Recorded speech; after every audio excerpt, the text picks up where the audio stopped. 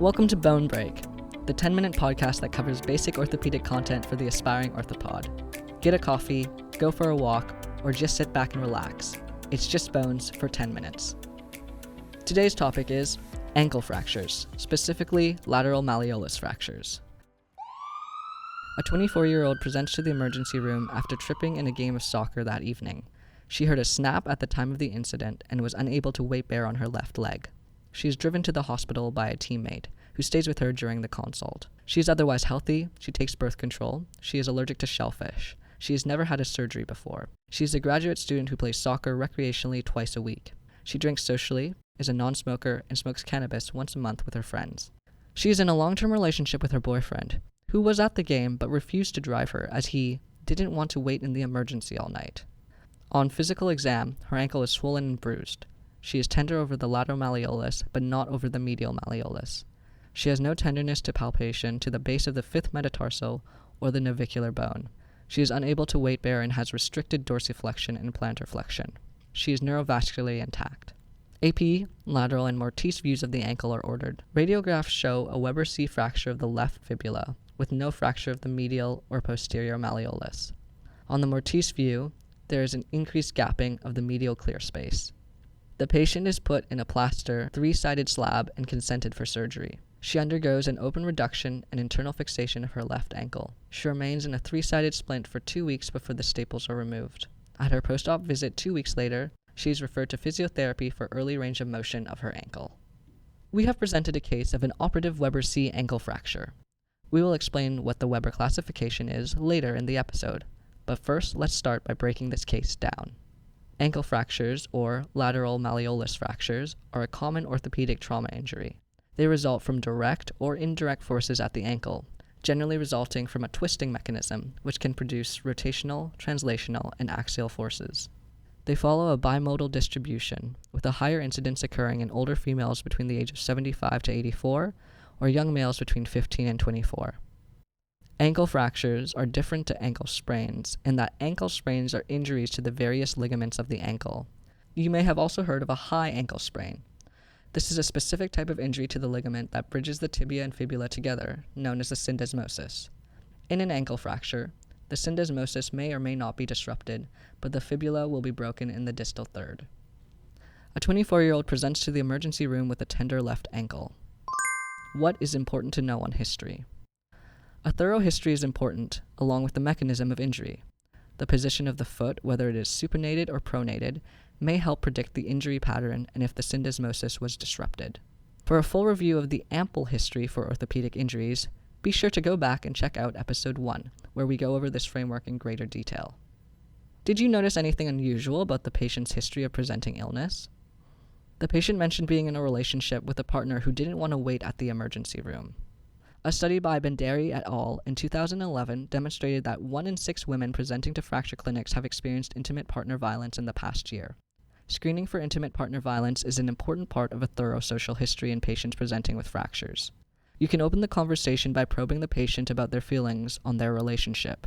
For example, you may ask, "How would you describe your relationship?" Or, "Do you and your partner work out arguments with little or great difficulty?"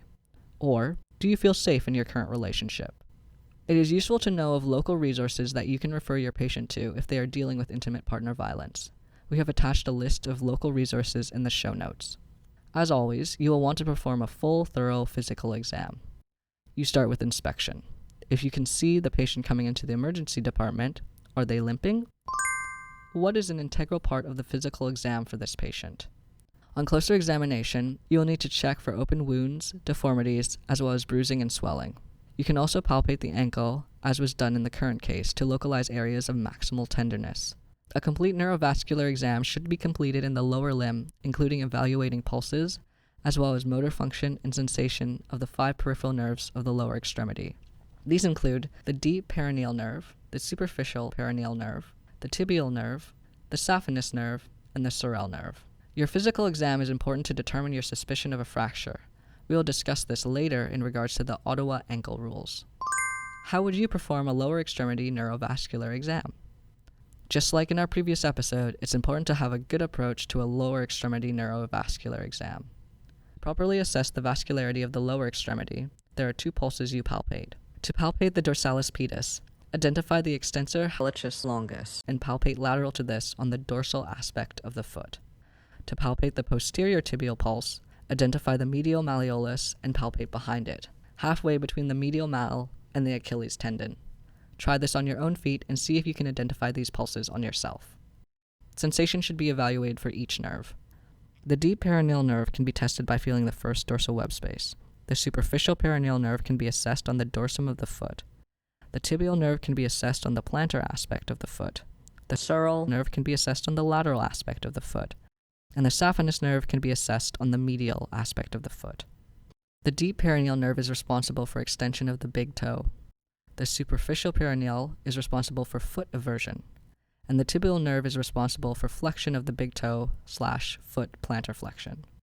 The sural and saphenous nerve are sensory nerves only. Are there any special tests you can perform on physical exam? You can also consider performing a syndesmotic squeeze test, whereby the ankle is squeezed about 5 centimeters proximal to the joint. If the patient experiences significant tenderness, you should be more suspicious of a possible syndesmotic injury. What are the Ottawa Ankle rules? Physical exam is especially important to determine if imaging is needed, as unnecessary x-rays for ankle sprains are a waste of resources. The Ottawa Ankle rules are a tool used by emergency physicians to determine if imaging may be needed on ankle fractures. If pain is present either at the tip of the medial malleolus, tip of the lateral malleolus, or there is immediate inability to weight bear more than 4 steps following the incident in the emergency department, an ankle fracture cannot be ruled out and imaging is necessary. Further, if there is tenderness at the base of the 5th metatarsal or over the navicular bone, foot x-rays should be completed as well.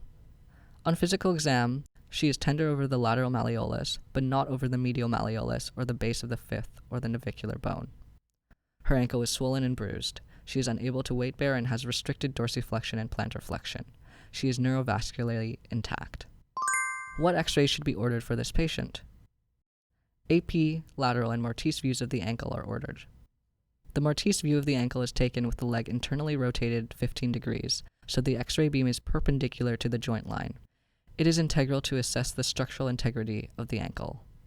The ankle joint is made of the distal surface of the tibia known as the tibial plafond, the medial malleolus of the tibia, and the lateral malleolus of the fibula.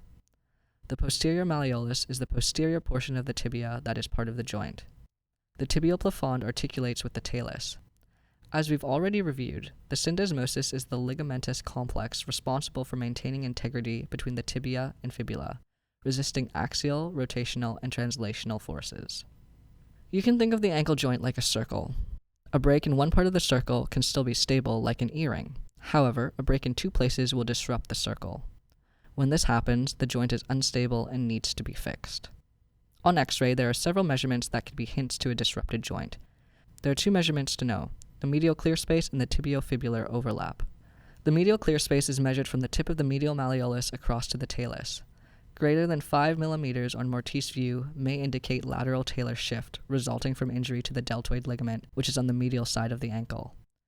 The tibiofibular overlap is the amount the 2 bones overlap on AP, and less than 10 millimeters suggests a syndesmotic injury. In some cases, when it is not clear how unstable the fracture is, a gravity stress view of the ankle can be done. This is performed by having the patient lie with their legs hanging over the bed with internal rotation 15 to 20 degrees, essentially placing the ankle into dorsiflexion and external rotation. A manual stress view may also be obtained, whereby the foot is manually dorsiflexed and externally rotated while the tibia is stabilized. Radiographs show a Weber C fracture of the left ankle with no fracture of the medial or posterior malleolus. On the Mortise view, there is increased gapping of the clear space. The most common way lateral malleolar fractures are classified are by the Weber classification system. This system is made of A, B, and C type fractures. Weber A refers to a fracture below the syndesmosis, which makes these fractures more stable. Weber B refers to a fracture at the level of the syndesmosis, and Weber C refers to a fracture above the syndesmosis. Type A fractures do not disrupt the syndesmosis, typically. A type B may have syndesmotic injury, while type C fractures usually have syndesmotic injury and are more likely to be unstable. Another classification that is based on the mechanism of injury is the Lauge-Hansen classification. This is a classification to know only if you're keen. Be sure to check out the show notes to learn more about this classification system. The patient is put in a plaster 3-sided slab and consented for surgery. What are the indications for surgery? Overall, the goal of treating these injuries is to create a stable ankle with anatomic reduction over the talus within the ankle mortise. Therefore, indications for surgery are due to the instability of the ankle. Remember, a circle cannot be functional with 2 breaks in it. Indications for surgery include, but are not limited to, displacement that breaks the average measurements of the ankle joint, including medial clear space and tibiofibular overlap, posterior malleolar fractures with significant displacement, bimalleolar fractures, trimalleolar fractures, maisonneuve fractures, a high Weber C where the fracture occurs in the proximal fibula and there is assumed syndesmotic injury, and finally, open fractures.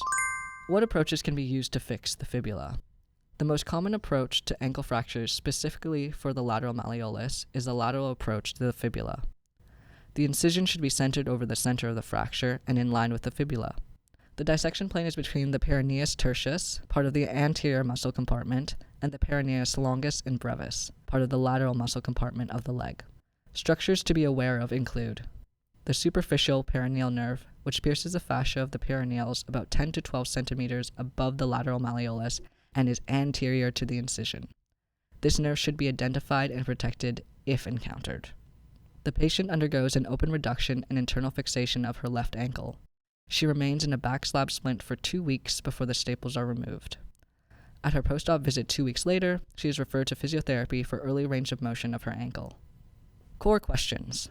The following questions are key concepts about this topic you should review prior to your rotation. Understand the Ottawa Ankle rules. Perform a lower extremity physical exam. Describe the Weber classification system. Identify and measure the talofibular overlap and medial clear space. Understand basic biomechanics of the ankle joint and the importance of the syndesmosis. Attending questions. The following questions are more advanced for those really looking to impress on their rotations. These topics should be further studied and read about. What is the lateral approach to the fibula? What nerve is most at risk with the lateral approach? Where would you lose sensation if that nerve is damaged? What is the Lounge-Hansen classification, and how can the mechanism of injury predict the fracture pattern? What compartment is the peroneus tertius part of?